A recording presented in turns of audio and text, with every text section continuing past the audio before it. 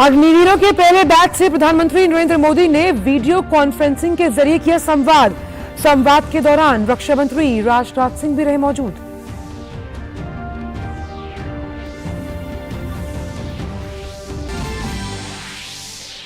BJP मुख्यालय में हुई राष्ट्रीय पदाधिकारियों की बैठक। आज से 2 दिन तक कार्यकारिणी में प्रधानमंत्री और बीजेपी अध्यक्ष की मौजूदगी में लिए जाएंगे देश के मौजूदा हाल से जुड़े अहम फैसले।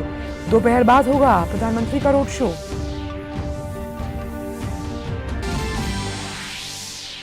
G20 प्रेसिडेंसी के तहत आज से 2 दिन तक अहम बैठकों का दौर। पुणे में G20 इंफ्रास्ट्रक्चर वर्किंग ग्रुप तय करेगा दुनिया के बुनियादी ढांचे का रोड मैप। भोपाल में थिंक 20 की बैठक में देश विदेश से आए विशेषज्ञ शामिल।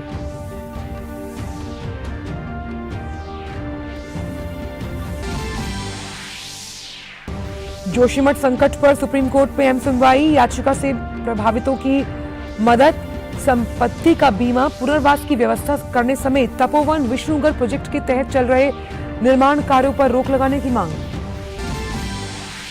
पहाड़ों से आ रही बर्फीली हवाओं के कारण फिर कांपा उत्तर भारत। दिल्ली में 2 डिग्री सेल्सियस से नीचे लुढ़का पारा। दिल्ली, पंजाब, हरियाणा, यूपी में अगले 3 दिन भीषण ठंड और उसके बाद घने कोहरे का अलर्ट। कई राज्यों में स्कूल फिलहाल बंद।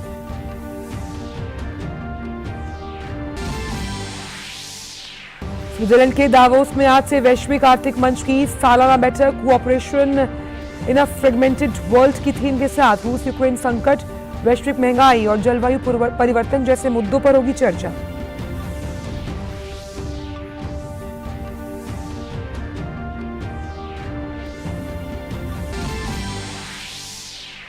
और शुरू हो गया साल का पहला ग्रैंड स्लैम। ऑस्ट्रेलियन ओपन के पुरुष एकल में जोकोविच और नडाल खिताब के प्रबल दावेदार। महिला एकल में ईगा स्वांतेक की पहली बार खिताब पर नजर।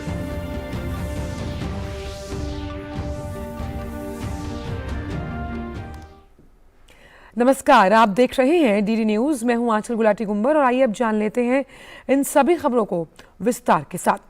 प्रधानमंत्री नरेंद्र मोदी ने आज अग्निवीरों के पहले बैच के साथ संवाद किया। वीडियो कॉन्फ्रेंस के जरिए बातचीत की गई। इस संवाद के दौरान रक्षा मंत्री राजनाथ सिंह भी मौजूद थे। जैसा कि हम सभी को मालूम है कि सेना में नए जवानों की भर्ती के लिए पिछले साल अग्निपथ स्कीम की शुरुआत की गई थी, जिसके तहत देश में अग्निवीरों के पहले बैच की ट्रेनिंग अलग अलग केंद्रों पर चल रही है।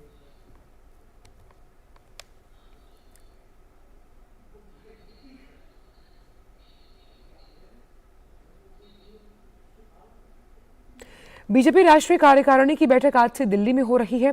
2 दिन तक चलने वाली बैठक में प्रधानमंत्री नरेंद्र मोदी, पार्टी के राष्ट्रीय अध्यक्ष जेपी नड्डा, गृह मंत्री अमित शाह सहित कई केंद्रीय मंत्री, भाजपा शासित राज्यों के मुख्यमंत्री और पार्टी के वरिष्ठ नेता शामिल हो रहे हैं। लेकिन कार्यकारिणी से पहले दिल्ली में आज पार्टी के राष्ट्रीय पदाधिकारियों की बैठक हुई, जिसमें राष्ट्रीय कार्यकारिणी की बैठक के लिए कार्यसूची को अंतिम रूप दिया गया।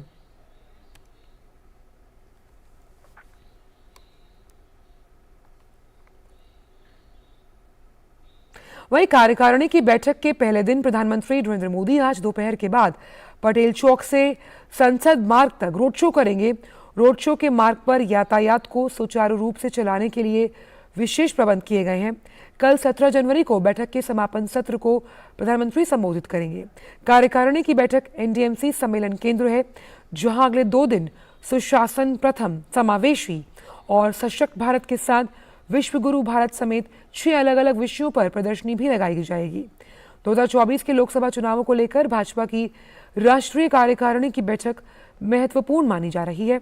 माना जा रहा है कि 2 दिन की बैठक में आगामी राज्यों में होने वाले चुनावों के लिए रणनीति समेत हाल ही में संपन्न हुए कुछ हिमाचल और गुजरात के चुनावी नतीजों की भी समीक्षा की जाएगी। इसके साथ देश के सामने मौजूदा समस्याओं और मुद्दों पर भी कार्यकारिणी की बैठक में विचार विमर्श होगा और आर्थिक, राजनीतिक और सामाजिक विषयों पर प्रस्ताव पारित किया जाएगा। कोविड महामारी के खिलाफ सबसे प्रभावी हथियार के रूप में शुरू किए गए टीकाकरण अभियान को आज 2 साल पूरे हो गए।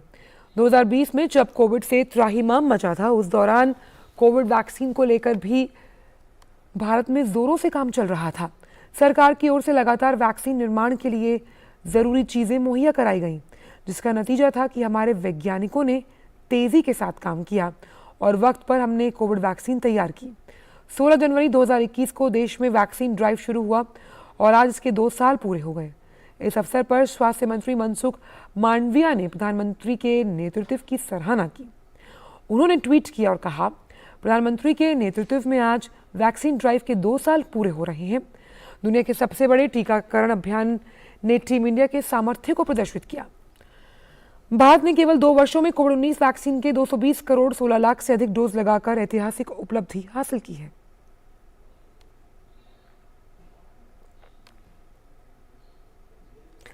देश में टीकाकरण का आंकड़ा भी तेजी से बढ़ रहा है। कोविड महामारी के खिलाफ सबसे प्रभावी हथियार के रूप में शुरू किए गए टीकाकरण अभियान के तहत देश में अब तक 220 करोड़ से ज्यादा टीकों की खुराक दी जा चुकी है। वहीं पिछले 24 घंटों में 3,984 कोविड टीके लगाए गए।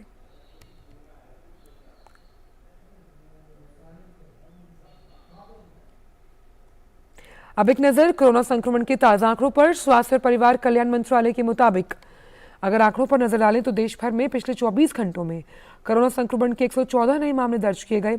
पिछले 24 घंटों में 144 मरीज उपचार करवाकर स्वस्थ हुए हैं, जिसके बाद देश में रिकवरी रेट 98.8%। वहीं साप्ताहिक पॉजिटिविटी रेट वर्तमान में 0.09% और दैनिक पॉजिटिविटी रेट 0.15% दर्ज किया गया। देश में इस संक्रमण के सक्रिय मामलों की कुल संख्या 2119 है।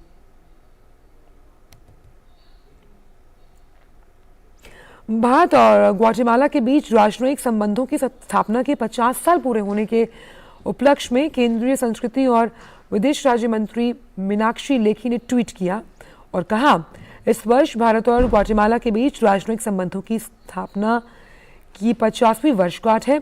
इस अवसर पर ग्वाटेमाला के विदेश मंत्री मारियो बुकारो के साथ ग्वाटेमाला के विदेश मंत्रालय में महात्मा गांधी की प्रतिमा का अनावरण कर बेहद प्रसन्नता है।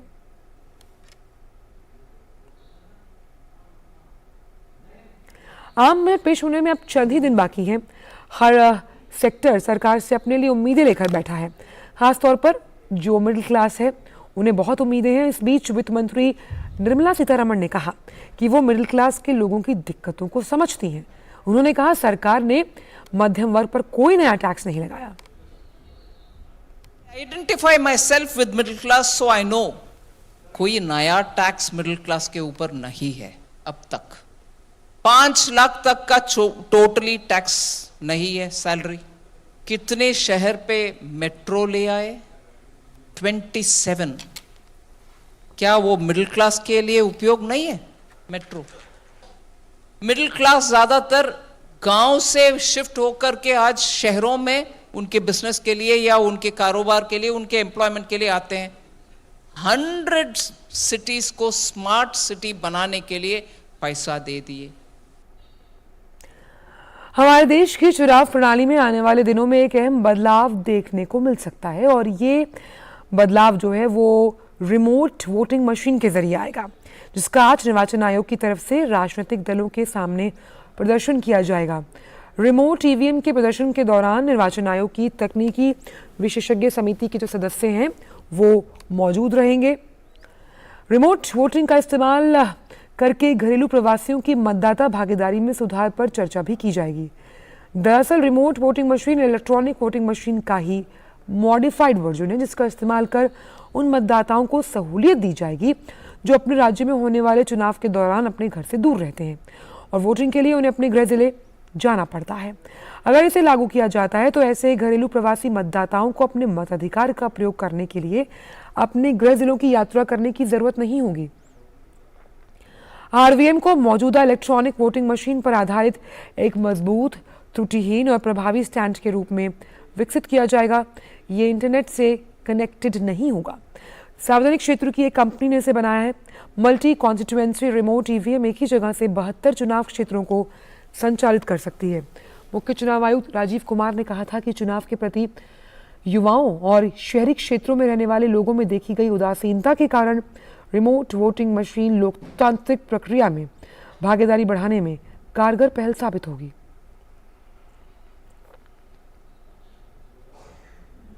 भारत की G20 की अध्यक्षता के तहत G20 की इंफ्रास्ट्रक्चर वर्किंग ग्रुप की पहली बैठक आज से पुणे में हो रही है। बैठक की मेजबानी वित्त मंत्रालय का आर्थिक कार्य विभाग कर रहा है। इस बैठक में ऑस्ट्रेलिया और ब्राजील सह अध्यक्ष के रूप में शामिल हैं। मुख्य रूप से वित्तीय नगर समागम, दृढ़ और टिकाऊ विषय पर चर्चा होगी। बैठक में शहरों को विकास का आर्थिक केंद्र बनाने के विभिन्न पहलुओं पर, नगरीय आधारभूत ढांचे के लिए वित्तीय सहायता उपलब्ध करवाने, ऊर्जा के क्षेत्र में आत्मनिर्भरता जैसे मुद्दों पर अधिक बल दिया जाएगा। G20 और 13 देशों के आमंत्रित प्रतिनिधि इस बैठक में चर्चा करेंगे। करीबन 35 देशों से 66 डेलीगेट्स इस बैठक में भाग ले रहे हैं। बात करते हैं मध्य प्रदेश की, जहां की राजधानी भोपाल में आज से G20 का थिंक 20 सम्मेलन हो रहा है। विदेश मंत्रालय का संस्थान research and information system for developing countries G20 के विशेष सम्मेलन थिंक 20 का आयोजन कर रहा है। सम्मेलन में करीब 44 देशों के लगभग 300 प्रतिनिधि शामिल हो रहे हैं। वहीं G20 के सदस्य देशों के 170 से अधिक मंत्री और डेलीगेट्स भी भाग लेंगे।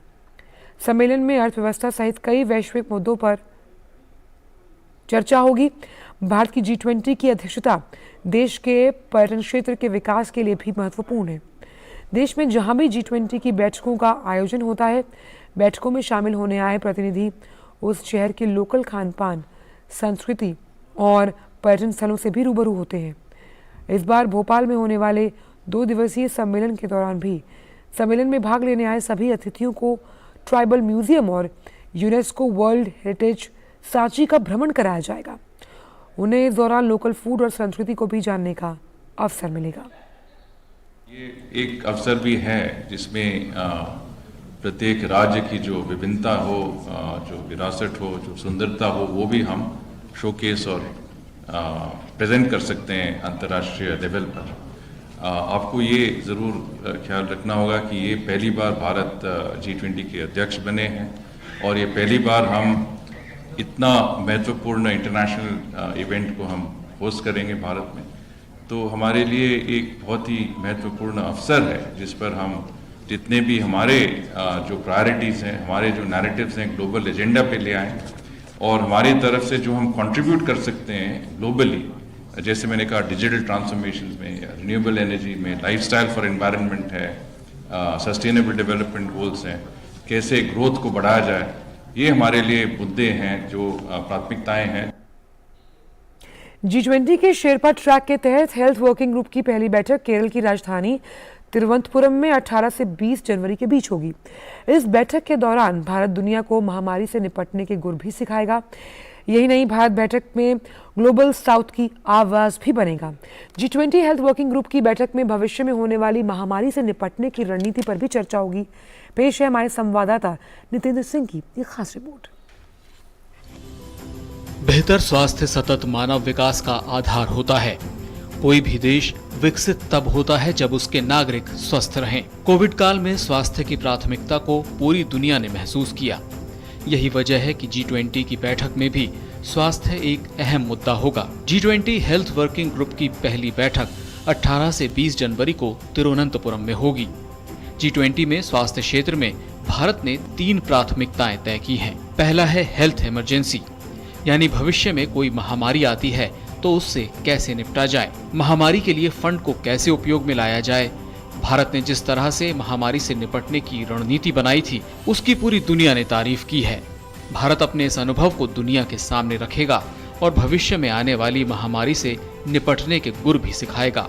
दूसरी प्राथमिकता फार्मा सेक्टर में सहयोग को सुदृढ़ करना है, यानी फार्मा सेक्टर को कैसे मजबूत किया जाए, कैसे दवाई सस्ती हो और सभी के लिए सुलभ हो। तीसरी प्राथमिकता डिजिटल हेल्थ इनोवेशन और समाधान है, यानी टेलीमेडिसिन के जरिए सार्वजनिक स्वास्थ्य सेवा बढ़ाने में मदद और स्वास्थ्य सेवाओं की आपूर्ति में सुधार कैसे किया जाए। बैठक में इस पर भी जोर रहेगा। भारत ने कोविड काल में ई-संजीवनी टेलीमेडिसिन के जरिए 8 करोड़ से ज्यादा लोगों को घर बैठे स्वास्थ्य सेवाएं मुहैया कराईं, जिसका लाभ दूर दराज के इलाके में बैठे लोगों ने भी उठाया। सऊदी अरब की अध्यक्षता के दौरान G20 में डिजिटल हेल्थ के विषय को लाया गया था और भारत अब इसको आगे बढ़ाएगा। चाहे आर्टिफिशियल इंटेलिजेंस की बात हो या फिर कोविन ऐप की खूबियों और उपलब्धियों की, भारत इन सबको दुनिया के सामने रखेगा। भारत G20 बैठक के दौरान टीबी उन्मूलन के लक्ष्यों, निक्षय मित्र बनाने की पहल, आयुष्मान भारत जन औषधि परियोजना, E Sanjeevani telemedicine, Ayushman Bharat infrastructure mission, blindness से निपटने की पहल, कोविड टीकाकरण, पेंडेमिक मैनेजमेंट की सफल कहानी को दुनिया के सामने रखेगा। हेल्थ वर्किंग ग्रुप की कुल 4 बैठक होंगी। पहली बैठक 18 से 20 जनवरी को तिरुवनंतपुरम में, दूसरी बैठक 17 से 19 अप्रैल को गोवा में, तीसरी बैठक 4 से 6 जून को हैदराबाद में और चौथी बैठक 17 से 19 अगस्त गांधीनगर में होगी। नीतेंद्र सिंह की रिपोर्ट, डीडी न्यूज दिल्ली। और अब आज जोशीमठ की सुप्रीम कोर्ट जोशीमठ में जमीन धंसने से संबंधित याचिका पर आज सुनवाई करेगा। जमीन धंसने से जहां जिस तरह संपत्ति का नुकसान हो रहा है और सामान्य जीवन बुरी तरह से अस्त व्यस्त है, उसे देखते हुए केंद्र सरकार से लेकर राज्य सरकार तक चिंताएं बनी हुई हैं। बद्रीनाथ और हेमकुंड साहब जैसे प्रसिद्ध तीर्थ स्थलों पर प्रवेश द्वार जोशीमठ इन दिनों जमीन धंसाव के कारण बहुत बड़ी चुनौती का सामना कर रहा है। यहाँ के घरों, सड़कों और खेतों में बड़ी बड़ी दरारें आ चुकी हैं। यहाँ तक कि कई घर नीचे धंस गए। यहाँ के हालत को देखते हुए स्वामी अवि मुक्तेश्वरानंद सरस्वती ने प्रभावित लोगों की मदद करने, संपत्ति का बीमा करने, पुनर्वास की व्यवस्था करने की मांग की है। इसके साथ ही याचिका में तपोवन विष्णुगढ़ जल विद्युत परियोजना के तहत चल रहे निर्माण कार्यों पर रोक की भी मांग की गई है। जोशीमठ के लोगों को कितना मुआवजा दिया जाएगा, कितना समय लगेगा, उसके लिए राज्य सरकार ने 13 सदस्यीय कमेटी का गठन किया है। कमेटी चमोली के जिलाधिकारी हिमांशु खुराना के नेतृत्व में काम करेगी। जोशीमठ के लोगों को मिलने वाले मुआवजे को लेकर डीडी न्यूज से खास बात की कमेटी के अध्यक्ष ने। जोशीमठ में राहत और बचाव का काम जोर शोरों पर है। इसके अलावा जो अंतिम मुआवजे की राशि है उसे तय करने के लिए भी एक 13 सदस्यीय कमेटी बन गई है और चमोली के जिलाधिकारी उसकी अध्यक्षता कर रहे हैं। सर, कमेटी बनी है 13 सदस्यीय, उसमें कौन कौन लोग होंगे, किस किस स्तर पर वार्ता होगी? देखिए, पहले तो सरकार ने एक इंटरिम रिलीफ पैकेज की घोषणा करी है, जिसमें प्रत्येक प्रभावित परिवार को 1.5 लाख रुपए की धनराशि दी जाएगी, जिसमें 50,000 तो एक मुश्त है जो लोगों को अपना सामान शिफ्ट करने के लिए, उसमें ट्रांसपोर्टेशन अरेंज करने के लिए एक व्यवस्था हो पाए। साथ ही साथ जो भी एक अंतिम पैकेज होगा उसमें से 1 लाख रुपए का एडवांस हम दे रहे हैं, जो फाइनल उनके पैकेज में एडजस्ट होगा। ये इंटरिम है। फाइनल जो भी रिहेबिलिटेशन पैकेज होगा उसके कई पहलू हो सकते हैं। कई ऐसे लोग हैं जो कहते हैं कि उनको कैश कंपनसेशन चाहिए, कईयों को रिलोकेशन चाहिए कि आइडेंटिफाइड एरियाज में लोगों ने हमें जगहें भी बताई हैं जिनको हम जियोलॉजिकल सर्वे ऑफ इंडिया से हम वेटिंग भी करा रहे हैं उनकी लैंड की सेफ्टी के पॉइंट ऑफ व्यू से। तो इन सभी पहलुओं को नज़र में रखते हुए जो एक हमारी कोशिश यही है कि हम जल्द से जल्द एक कंसेंसस पर पहुंचे। इसीलिए हमने जो हम जनप्रतिनिधि हैं, निर्वाचित जनप्रतिनिधि हैं, वो सभी इस कमेटी के सदस्य हैं, नगर पालिका अध्यक्ष हैं, विधायक जी हैं और माननीय सांसद जी के प्रतिनिधि हैं और सभी वार्ड मेंबर्स हैं। इन्हीं को इन्वॉल्व करके, और हमारा उद्देश्य यही है कि हम जल्द से जल्द एक कंसेंसस पर पहुंच पाएं। दूसरा सर, अभी आपने देखा है कि बारिश का समय है, मतलब बारिश पड़ना शुरू हो गई है। मौसम विभाग ने चेतावनी भी जारी की है कि बर्फ भी यहाँ पर पड़ सकती है। तो उस स्थिति में जो लोग अपने घरों को छोड़कर आए हैं, जिन लोगों को आपने जगह दी है, वहाँ आपने किस तरह के इंतजाम किए हैं, क्योंकि सर्दी अब बहुत बढ़ गई है? अभी तक जो भी हमने रिलीफ कैंप स्थापित किए हैं होटल्स में, हमारे गुरुद्वारे, गेस्ट हाउसेस, तो इनमें लगभग अभी 169 परिवार अभी निवासरत हैं। सभी हम उनके लिए व्यवस्थाएं हम करने का प्रयास कर रहे हैं, चाहे वो कुक्ड फूड हो, ड्राई राशन किट्स हो, और विशेषकर ठंड को देखते हुए क्योंकि बारिश के कारण टेम्परेचर्स काफ़ी डिप हो गए हैं, जो भी मूलभूत व्यवस्थाएं हैं, चाहे वो कंबल की व्यवस्था हो, हीटर्स हों, गर्म पानी के लिए रॉड्स हों, तो ये सभी हम आवश्यकता के अनुसार जो भी उसमें हम जो भी लोग डिमांड कर रहे हैं उनको प्रोवाइड करा रहे हैं। हमारे प्रत्येक रिलीफ कैंप में भी एक प्रभारी अधिकारी हैं जो लगातार इसकी मॉनिटरिंग कर रहे हैं। व्हाट्सएप ग्रुप के माध्यम से मेरे स्तर पर भी लगातार सूचना मिल रही है और कोई भी ऐसी स्थिति परिलक्षित हो रही है जिसको भी आवश्यकता है, ताकि हम तत्काल उसमें संज्ञान लेकर आवश्यक कार्रवाई कर सकते थे। हमारे साथ जिलाधिकारी महोदय चमोली और इनके नेतृत्व में एक टीम बनी है जो अंतिम मुआवजा तय करेगी। और इसके अलावा ठंड के मौसम में भी प्रशासन लगातार कोशिश कर रहा है कि जो लोग राहत शिविरों में रह रहे हैं उन्हें किसी भी तरह की कोई परेशानी ना हो। कैमरामैन सुमित के साथ Neeraj Singh, DD news, Joshimath. Marital rape को अपराध में दायरे के मसले पर सुप्रीम कोर्ट ने केंद्र सरकार को जवाब दाखिल करने के लिए कहा है। 15 फरवरी तक सरकार जवाब दाखिल करेगी। इसके अलावा कोर्ट ने सभी पक्षकारों को 2 मार्च तक लिखित दलीलें जमा करने के लिए कहा। 14 मार्च से सुप्रीम कोर्ट अंतिम सुनवाई करेगा।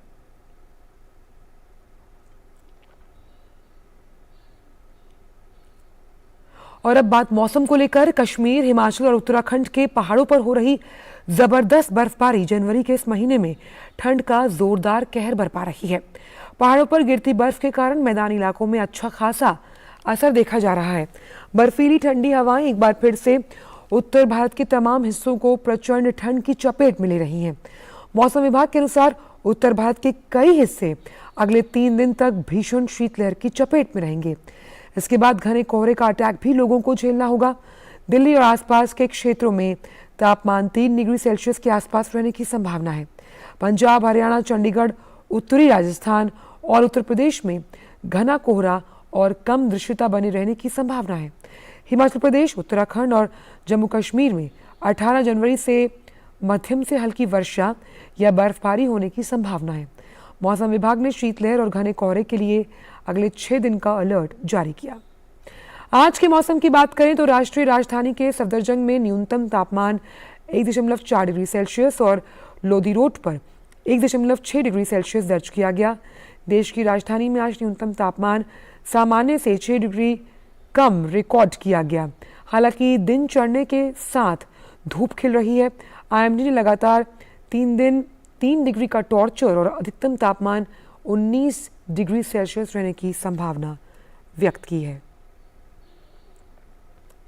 कड़ाके की ठंड और शीतलहर के बीच हरियाणा, उत्तर प्रदेश, राजस्थान और बिहार समेत कई राज्यों में स्कूलों में छुट्टियों को बढ़ाया गया। उदयपुर में 8वीं कक्षा तक के छात्रों के लिए सभी स्कूलों को 18 जनवरी तक बंद कर दिया गया है। 19 से 22 जनवरी तक निजी स्कूल सुबह 9 बजे से दोपहर 3 बजे तक खुलेंगे। पहाड़ों पर बर्फबारी का सिलसिला जारी है, जिसके चलते मैदानी इलाकों में ठंड अपना सितम दिखा रही है, जिसके कारण आम जनजीवन अस्त व्यस्त।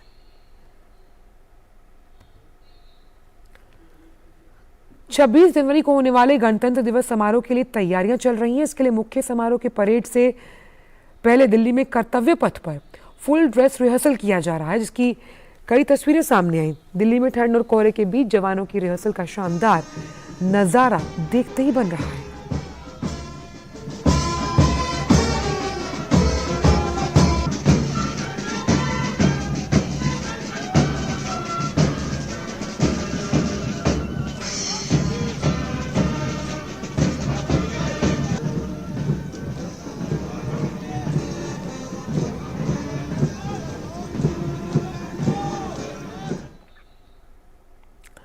और अब बात वाराणसी की, जहां गंगा पार रेत पर बसा तंबुओं का शहर टेंट हाउस गुलजार हो गया।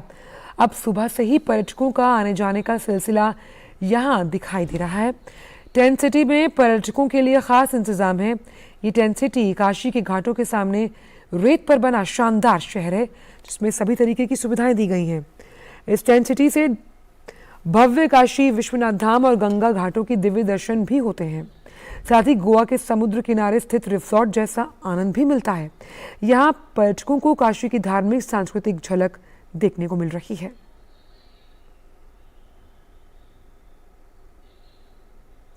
खबर स्विट्जरलैंड से, जहां के दावोस शहर में 20 जनवरी तक आज से विश्व आर्थिक मंच की वार्षिक बैठक होगी।